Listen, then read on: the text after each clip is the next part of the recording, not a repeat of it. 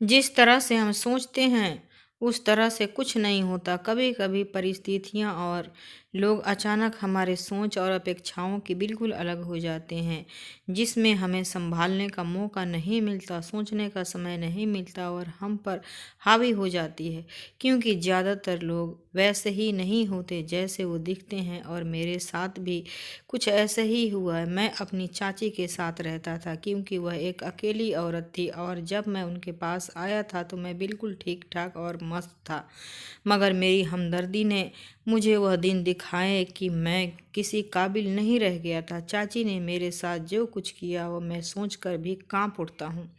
मैंने कभी सपने में भी नहीं सोचा था कि कोई इंसान इतना बेशर्म कैसे हो सकता है। मुझे चाची के पास रहते हुए कुछ ही समय हुआ था कि अचानक ही मेरी हालत तेज़ी से ख़राब होने लगी थी, और मैं पिछले कुछ दिनों से अपनी तबीयत बहुत ही ख़राब महसूस कर रहा था। मेरा सर भी बहुत ही भारी था।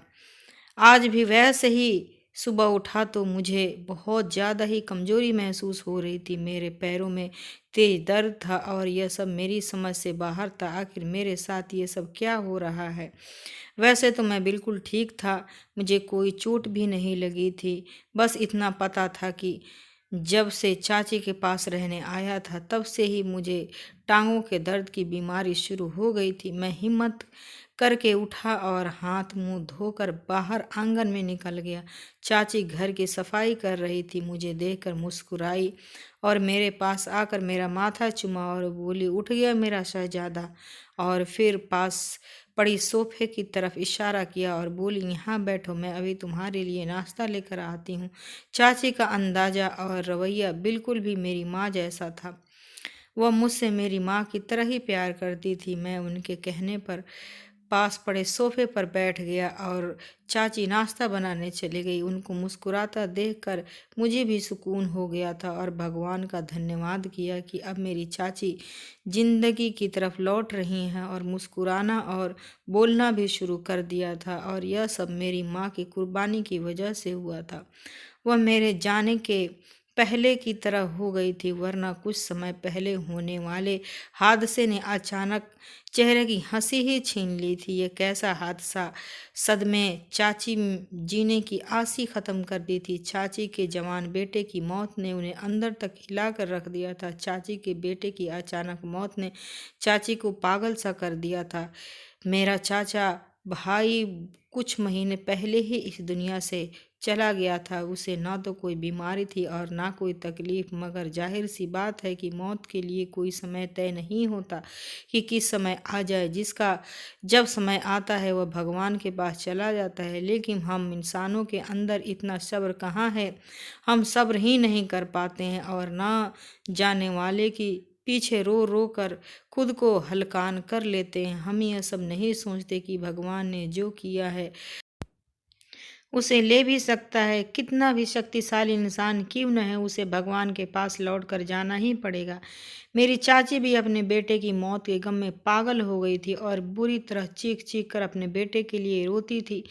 वह मेरी चाची का इकलौता बेटा था और चाची अपने बेटे पर जान छिड़कती थी। चाची की जिंदगी बेटे से शुरू होकर बेटे पर ही ख़त्म होती थी। मेरे चाचा की मौत तो बहुत पहले ही हो गई थी। मेरे चाचा अपने पीछे बहुत सारी दौलत छोड़ गए थे, इसीलिए मेरी चाची की पैसों की कोई कमी नहीं थी। बस उनका एक ही बेटा था और उसे उन्होंने अपने दिल से लगा कर पाला था। जीने का सहारा बस उनका बेटा ही था। बहुत ही लाड प्यार से उनको पाल पोस कर बड़ा किया था, उसे जिंदगी का हर सुख दिया था। उसकी ऐसी कोई इच्छा न थी जो चाची ने पूरी न की हो। चाची का बेटा यानी मेरा भाई बहुत ही आराम से अपनी ज़िंदगी जी रहा था, मगर उसके बावजूद भी मेरे भाई के अंदर कोई घमंड नाम का शब्द नहीं था। वह बहुत ही हंसमुख और मिलनसार लड़का था। उसने अपने लाडलेपन और अमीर होने का कभी नाजायज़ फ़ायदा नहीं उठाया था, और सच तो ये है कि उसकी मौत का हमें भी बहुत सदमा था।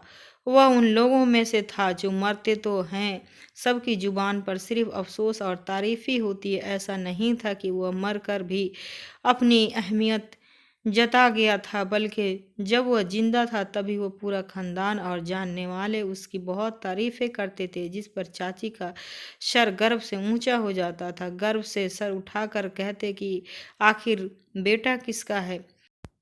और जब वह मरा तो सबको ही बहुत अफसोस हुआ था। तब मेरी मम्मी से चाची का पागल जैसी हालत देखी नहीं गई और उन्होंने मुझे चाची को सौंप दिया था, ताकि चाची का दिल बदल जाएगा और चाची को थोड़ा सब्र आ जाएगा। इस तरह मैं अब पूरी तरह से चाची के साथ रहने लगा था। चाची भी शुरू में तो मुझे घूरती रहती थी और मुझे साफ महसूस होता था जैसे वो मुझे मुश्किल से ही बर्दाश्त कर रही हैं, मगर फिर भी हर समय मुझे सामने देखकर वो धीरे धीरे संभलने लगी थी और अब मेरा बहुत ही ख्याल रखने लगी थी। मुझे अपने बेटे की सामान और कमरा भी दे दिया और खुद मेरे पास सोने लगी थी। मैं समझता था वह अपना बेटा खोने के बाद बहुत ज़्यादा डरने लगी हैं, इसीलिए मेरे साथ सोती हैं। रात को मुझे अकेला कमरे में नहीं छोड़ती हैं। मैं भी चाची के इस ममता पर खुश हो गया था और उन्हें अपने कमरे में सोने देता था। लेकिन आधी रात को जब मेरी चाची आंख खुलती तो चाची मुझे जगी हुई मिलती थी, मगर मुझे जगा हुआ देखकर वो मुस्कुराती रहती थी। कुछ दिन तो धीरे धीरे ऐसे ही गुजर गए। मेरी अब नींद भी बहुत ज़्यादा गहरी होने लगी थी कि रात सोता तो अब मैं सुबह ही उठता था, और जब मैं सुबह उठता तो मेरी टांगे बेजान सी महसूस होती थी। शुरू शुरू में अपनी हालात को मैंने थकान समझ लिया था। हालांकि मैं कोई भारी काम नहीं करता था, बस बाहर निकलकर दोस्तों के साथ घूम लेता था, और अब तो वो भी छोड़ दिया था और सारा दिन घर पर पड़ा रहता। मगर मेरी हालत ठीक होने के बजाय वैसे ही होती जा रही थी, बल्कि और भी ज़्यादा खराब रहने लगी थी। अब तो मेरा सारा शरीर भी दर्द करने लगा था। मैं परेशान रहने लगा। चाची को भी बताया, मगर उन्होंने ये कहकर टाल दिया कि थकान होगी, आराम कर लो। तंग आकर मैंने अपने घर वालों को बताया तो वह लोग मुझे डॉक्टर के पास ले गए। डॉक्टर ने मेरा चेकअप किया तो डॉक्टर चीख पड़ा, क्योंकि चाची रोजाना मेरे साथ। मेरा नाम अमन है, मेरी उम्र 18 साल है और मैं एक अच्छे खाते पीते घर में पैदा हुआ था। हम 5 बहन भाई थे। मेरे पिता का अपना कपड़े का कारोबार था, जिसकी आमदनी से हमारी अच्छी गुजारा बसर हो रहा था। मेरे पापा सिर्फ 2 ही भाई थे। चाचा के मुकाबले मेरे पापा का बिजनेस छोटा था और हम भाई बहन भी ज़्यादा थे। मेरे पापा ने फिर भी हमें बहुत अच्छा खिलाया पिलाया और पढ़ाया लिखाया, जबकि मेरे चाचा एक ही एकलौता बेटा था। चाचा के मरने के बाद कुछ ही समय पहले जन्म लिया था। चाचा की मौत एक रोड एक्सीडेंट में हो गई थी। चाचा की मौत से चाची बहुत ज़्यादा टूट गई थी, लेकिन अपने बेटे को देखकर उनके अंदर जीने की उमंग जाग गई थी। चाची ने अपने बेटे को बहुत मोहब्बत से पाला था। बाप की कमी तो औलाद को रहती ही है, मगर चाची ने कोशिश की थी कि मेरा चाचा की कमी को ज़्यादा महसूस ना करे, और वह मेरे कजिन भाई को मुंह से कोई भी फरमाइश सुनती तो उसे ज़रूर पूरा करती थी। मगर हमारी ज़िंदगी अलग थी। हमारा खाना पीना पहनना ओढ़ना अच्छा तो था, लेकिन पढ़ाई के खर्चे और घर के दूसरे खर्चों की वजह से पापा की कमाई का बड़ा हिस्सा उन खर्चों में निकल जाता था। मेरी माँ कुछ पैसे बचा भी रही थी, ताकि बच्चों की शादी के समय उन्हें दूसरों के सामने हाथ न फैलाना पड़े। इसीलिए हम भाई बहन अपनी इच्छाओं को सीमित रखते थे। मगर हमारे कजिन की बात अलग थी। चाची का तो बस नहीं चलता था। पूरी जायदाद उनके बेटे के ऊपर बस एक ही बार निछावर कर दिया। चाची अब मेरी माँ की बहुत ही अच्छी दोस्त थी, और उसमें सबसे ज़्यादा हाथ मेरी माँ को मिलनसार और हमदर्द मिजाज था। वरना चाची अपने पास ही रहने वाले इंसान थी। उनका सारा धन तो ध्यान तो सारा प्यार तो बस अपने बेटे के लिए ही था। उन्हें किसी से कोई मतलब नहीं था। जब हमारे चाचा जिंदा थे तब चाचा और हम सब साथ मिलकर रहते थे, मगर चाचा की मौत के बाद चाची अपने बेटे को लेकर एक महंगे घर और बहुत ही अच्छे इलाके में रहने लगी थी। लेकिन हमारे बीच जो कुछ प्यार संबंध जो रिश्ता था वो ख़त्म नहीं हुआ था। हम अक्सर चाची के घर चले जाया करते थे, और मेरा चाचा का बेटा भी हमारे घर चला आया करता था। वो बहुत ही अच्छा और सुलझा हुआ लड़का था, जिसने मेरे अपने बाप की मौत के बाद मेरे पापा को ही अपना समझ लिया था और अपने हर समस्या मेरे पापा से पूछना और उन्हें अपनी हर प्रॉब्लम को बताता। मेरी माँ को भी वो बहुत माँ का दर्जा ही देता था और हम भाई बहनों को बहुत ज़्यादा भाई बहनों वाला रिश्ता रखता था। कयामत तो हम सब पर टूट पड़ी। अब एक रोज़ अचानक ही सुबह सुबह मेरे भाई के मरने की मुझे खबर मिली। हम सब को बहुत बड़ा सदमा पहुंचा था और हम लोग सब के सब दंग रह गए थे, क्योंकि वह एक दिन पहले ही हम सब से मिलकर गया था और यह समय वो बिल्कुल ठीक ठाक और एकदम स्वस्थ था। वो फिर सुबह सुबह अचानक उसे क्या हो गया था। इंसानों के अंदर ये तो नेचुरल है कि जब हम किसी के मरने की खबर सुनते हैं तो उसके मौत के कारण भी खोजने लगते हैं। हमें लगता है कि वह सोते हुए मरा है तो ज़रूर इसके पीछे की कोई वजह होगी। हालांकि मौत के लिए किसी कारण का कोई होना ज़रूरी नहीं है। हम भी अपने कजिन के मौत पर हक्का बक्का रह गए थे और रोते हुए चाची के घर पहुंच गए थे। सामने ही हमारा कजिन अपना बेजुबान शरीर लिए गहरी नींद में सो रहा था और यह दृश्य हमारे लिए इतना दर्दनाक था कि हमारा दिल फटने वाला था। ऐसा पहली बार हुआ था जब हम वहां पहुंचे थे और हमारा कजिन दरवाजे से ही हमें लेने नहीं आया था, बल्कि हमें उस तक जाना पड़ा था। चाची की जोरदार चीखें पूरे घर में गूंज रही थी, जिसकी वजह से सब ही आंखों में आंसू बह रहे थे। चाची का सदमा हम सबसे बड़ा था, वह तो उनके जीने की इकलौती वजह थी। हम सब भी रोते हुए चाची के पास पहुंचे और अपने कजिन की मौत के पीछे के कारण जानने लगे। तब चाची ने रोते हुए बताया कि रात को तो अच्छा भला खाना पीना भी मेरे साथ खाया और फिर बोला कि मेरी तबीयत कुछ ठीक नहीं लग रही है, मैं आराम करना चाहता हूँ। चाची ने बताया कि फिर मैंने उसे आराम करने के लिए उसे उसके कमरे में भेज दिया, मगर सुबह जब कॉलेज जाने के लिए चाची उसे जगाने के कमरे में पहुंची तो उसका शरीर बेजान हो चुका था। उसकी अचानक मौत ने सबको ही चौंका कर रख दिया था। चाची के लिए यह सब बहुत बड़ा सदमा था। वह तो लगभग पागल ही हो गई थी और जोर जोर से चीख चीख कर अपने बेटे को पुकार रही थी। अब हमारे कजिन के शरीर के अंतिम संस्कार के लिए ले जाया जाने लगा तो चाची बेहोश होकर गिर पड़ी थी। मेरी माँ भी बहुत उदास थी और चाची को संभाल रही थी। आसपास लोग चाची के लिए अफसोस कर रहे थे, कितनी जमीन जायदाद और चाचा चलता कारोबार जब किसके हवाले करेंगे, क्योंकि पति तो पहले ही मर गया था और जब जवान बेटा इकलौता सहारा था वो भी छोड़कर चला गया। लोगों की इस तरह बातों पर मेरी मम्मी को बहुत अफसोस हुआ। जिसका जवान बेटा छोड़कर चला गया है उसे भला अब दौलत और जायदाद का क्या करना है। सबसे कीमती चीज़ तो औलाद होती है, जब वही नहीं रह गया तो दौलत जायदाद किस काम की। एक माँ के लिए तो उसकी पूरी दुनिया उसका बच्चा ही होता है और वही दुनिया चाची की लुट चुकी थी। चाची को बहुत देर बाद बहुत ही मुश्किलों में में लाया गया था, मगर जैसे ही होश में आने के बाद उन्होंने अपने बेटे को अपने पास नहीं देखा तो वह उल्टी सीधी बातें करने लगी। कभी कहती कि उनके बेटे को किसी ने मार डाला है और कभी वह चीखने लगती कि उनका बेटा जिंदा है, अपने कमरे में सो रहा है, जल्दी से उसे उठा कर लाओ, मैं अभी उसके लिए नाश्ता बनाती हूँ। हम सब जानते थे कि उनकी हालत तो उनके जवान बेटे की अचानक मौत की वजह से ही हो गई है, इसीलिए सबकी ही आंखें में आंसू बह रहे थे।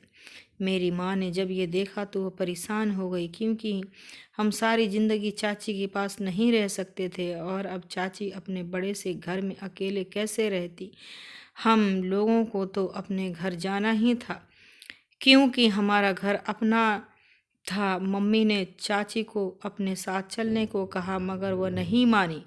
उन्होंने कहा कि मैं इसी घर में रहना चाहती हूँ, क्योंकि कभी भी मेरा बेटा यहाँ आ सकता है। चाची की ऐसी बातें सुनकर उन्हें अकेला छोड़ना को बिल्कुल भी दिल नहीं चाह रहा था। फिर तय ये हुआ कि हम में से किसी को भी एक चाची के पास रुक जाना चाहिए, ताकि वह अकेली न रहें और जो कोई उनका ख्याल रख सके। मेरी बहनों को अकेला नहीं छोड़ा जा सकता था और बड़ा भाई चाची के पास रहने को तैयार नहीं था, इसीलिए घर वालों ने मुझे ही चाची के पास छोड़ दिया और मुझे समझा बुझा कर चले गए। शुरू शुरू में तो चाची का रवैया वैसा ही वैसा था।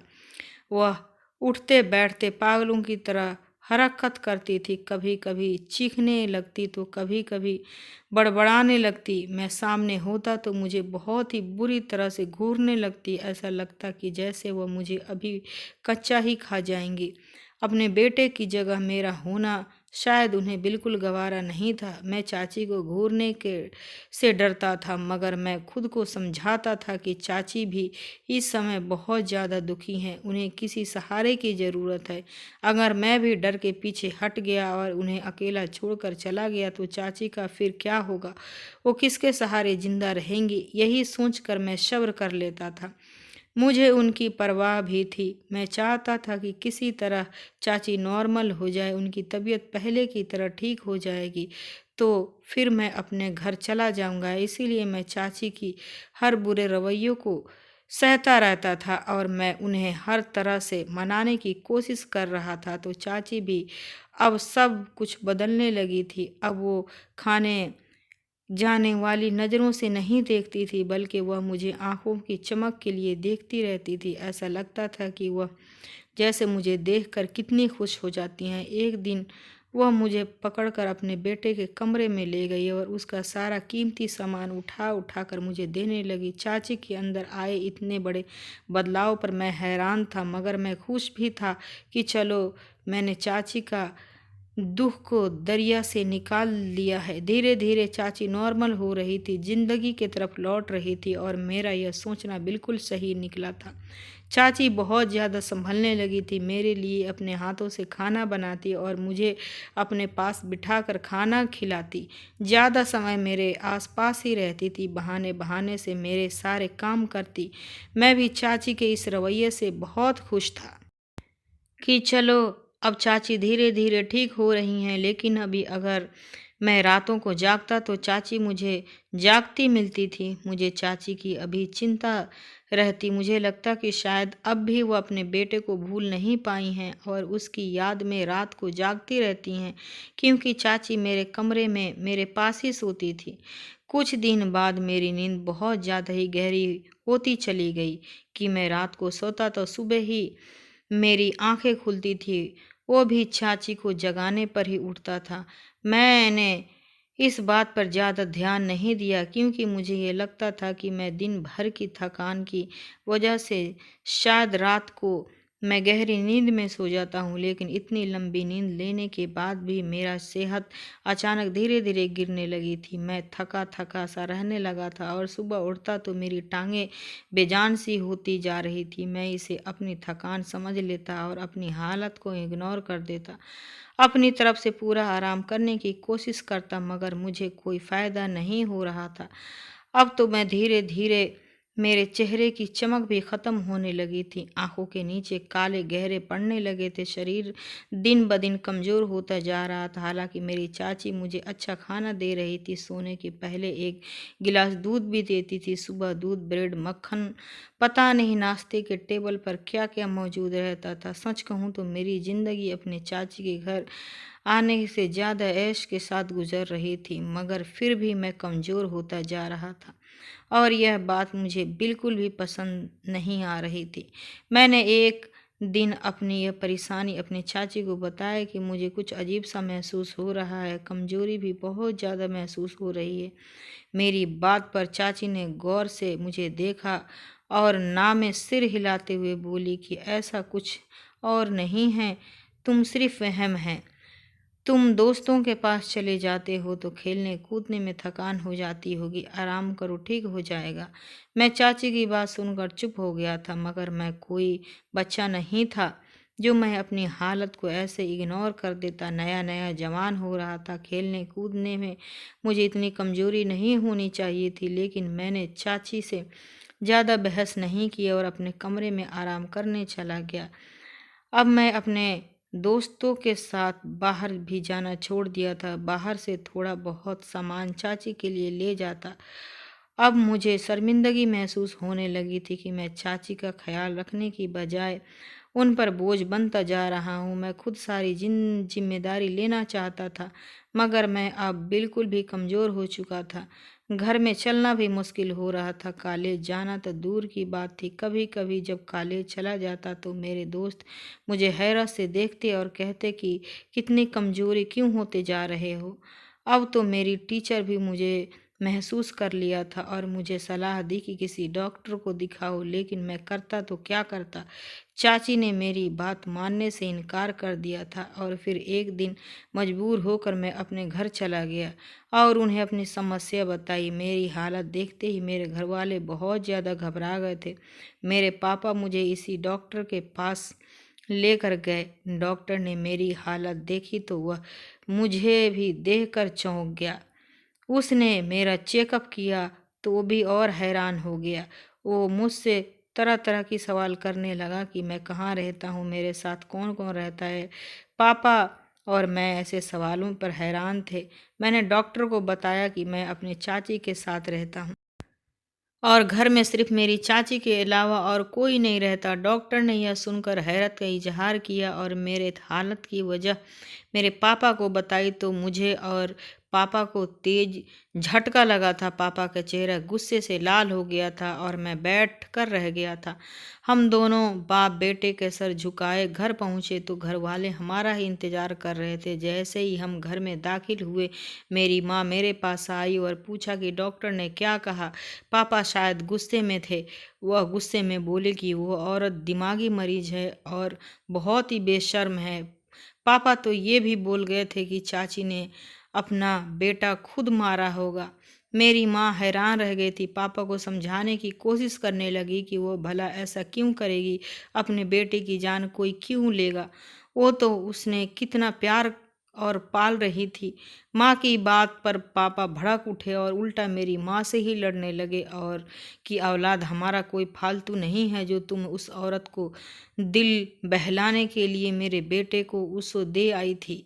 तुम्हें अंदाजा भी है कि वह मेरे बेटे के साथ क्या कर रही थी। पापा की बात सुनकर मम्मी भी चौंक गई थी। मुझे देखा तो अपना सिर झुकाए बैठा हुआ था।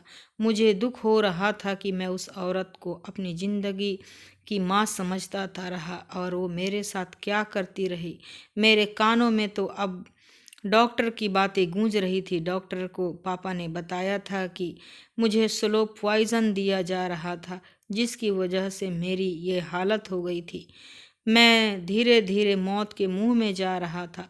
तब मुझे पता चला कि मैं क्या अब रातों की गहरी नींद सोने लगा था और चाची क्यों मुझे रोजाना सोने से पहले एक गिलास दूध देना कभी नहीं भूलती थी। पापा ने मेरी मम्मी को बताया कि वह सदमे से एक तरफ बैठ गई थी।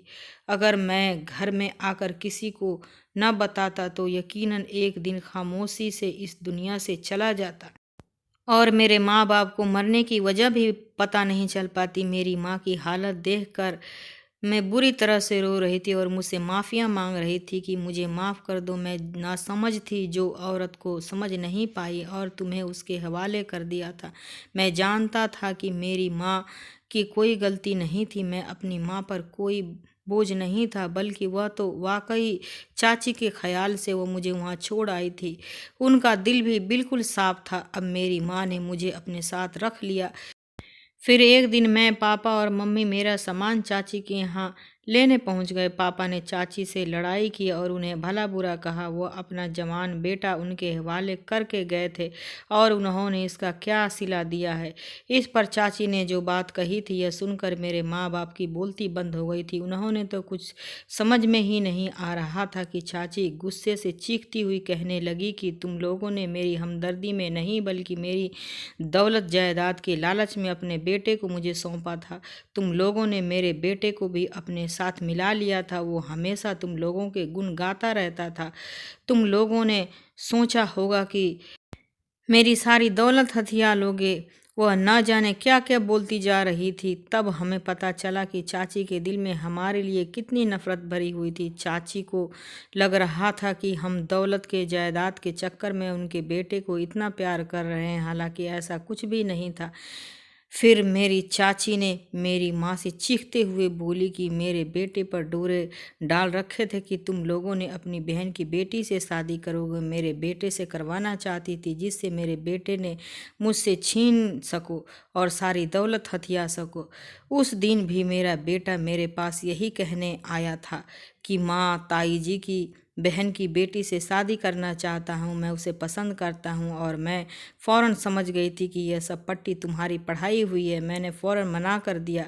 मैंने अपने बेटे की सारी इच्छाएं पूरी की थी, लेकिन मैं उसकी ये इच्छा पूरी हरगिज़ नहीं कर सकती थी। मेरा बेटा मेरी बहुत इज्जत करता था, मेरी सारी बातें मानता था। जब मैंने उसे इसकी शादी के लिए मना किया तो मेरी बात फ़ौरन मान गया था, लेकिन वह बिल्कुल खामोश हो गया था और उस रात अपने कमरे में चला गया था। लेकिन जब सुबह कमरे में बेजान शरीर के साथ मिला था, मेरे बेटे की यह मौत हादसा नहीं थी, बल्कि मुझे विश्वास है कि तुम लोगों ने ही मेरे बेटे के साथ कुछ गलत किया था। चाची की घटिया सोच पर हम लोग कांप रहे थे। मेरी माँ ने जब मुझे चाची के हवाले किया था कि आज से यह तुम्हारा बेटा है, तो चाची को और भी ज़्यादा विश्वास हो गया था कि हम सच में उनके दौलत हथियाना चाहते थे, तभी उनके घर में अपना बेटा दे रहे हैं। वह पहले तो खामोश रही, मगर फिर सोचा कि अगर हम लोग उनका बेटा छीन सकते हैं तो वो भी हमसे हमारे जवान घर का जवान बेटा उनसे छीन सकती हैं। और फिर इसीलिए उन्होंने मेरे साथ वो घटिया हरकत की थी। पापा ने गुस्से में कहा कि हमें तुम्हारी दौलत का कोई लालच नहीं है। जो मरा वह सब तुम्हारा, सिर्फ तुम्हारा बेटा नहीं बल्कि मेरे भाई के आखिरी निशानी थी। पापा ने कहा कि हम ऐसी दौलत पर लानत भेजते हैं, इसके लिए किसी मासूम की जान देनी पड़े। पापा और मम्मी सारा सामान लेकर घर लौटे और चाची को अकेला छोड़ आए थे। पूरा घर मेरे आसपास जमा रहता था और मेरा ख्याल रख रहा था। सबको मेरी मौत का डर था और बस मेरा ध्यान रख रहे थे और डॉक्टर के कहे अनुसार मुझे टाइम से दवाई दे रहे थे। जब मैं धीरे धीरे ठीक होने लगा था, लेकिन मुझे अभी अपनी चाची का ख्याल आता था। मुझे उनका वह छुप छुप कर रोना बहुत याद आता था कि वह कैसे अपने बेटे के गम में छुप छुप कर रोया करती थी। मैं तो उन्हें अपनी माँ समझने लगा था और उनके साथ रहने के से मुझे उनकी मोहब्बत हो गई थी। मैं उन्हें अपनी माँ समझने लगा था। मैं उन्हें जैसे ही ठीक हुआ तो चाची के पास फिर पहुँच गया था।